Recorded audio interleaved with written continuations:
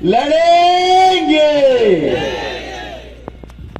साथियों, आज महामानव बिरसा मुंडा जयंती की आप सबको बहुत बहुत शुभकामनाएं।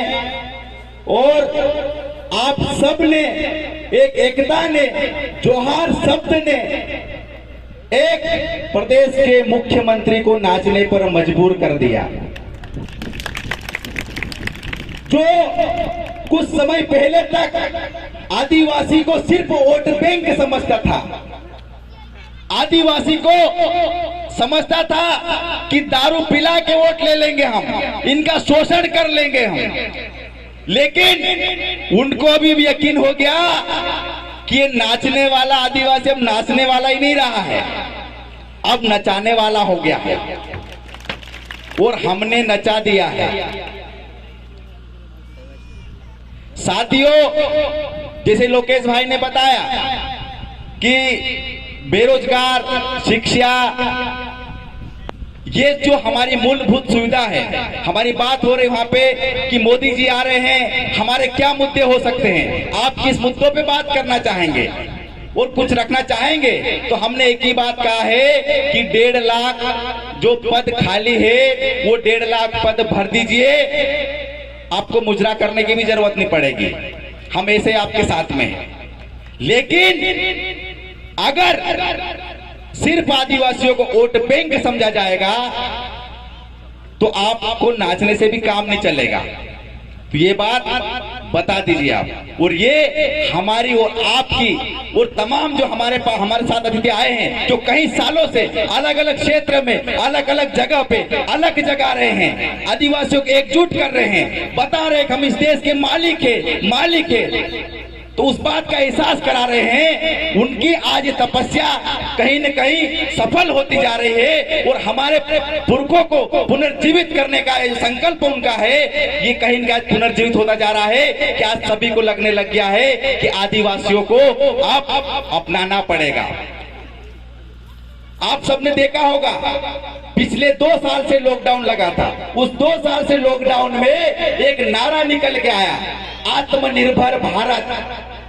वो आत्मनिर्भर भारत या आत्मनिर्भर बनो, वो आत्मनिर्भर कहां से आया?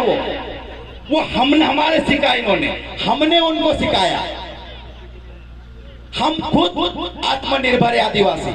आप सबने देखा होगा हमारे कुछ साल पहले एक भाई के घर अगर हल नहीं होता था तो हल के बदले वक्कर ले जाता और वक्कर के बदले हल ले जाता।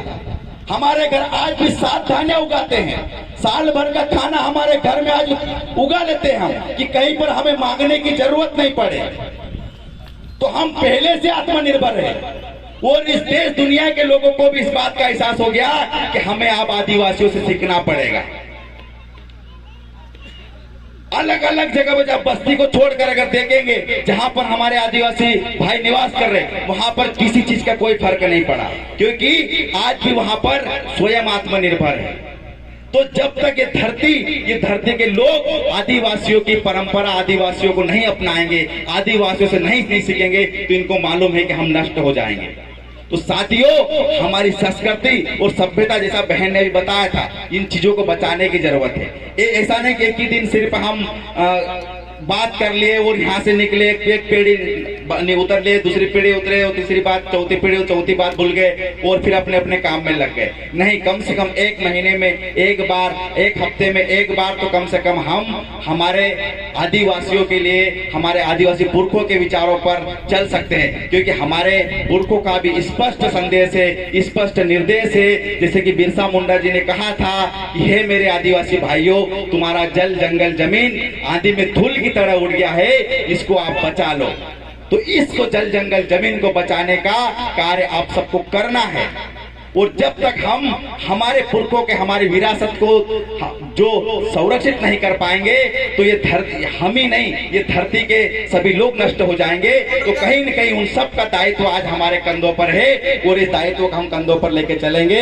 हमारे वक्ता भी बहुत सारे हैं और बस यही बोल के मैं अपनी बात को यहीं पर विराम दूंगा। लड़ेंगे।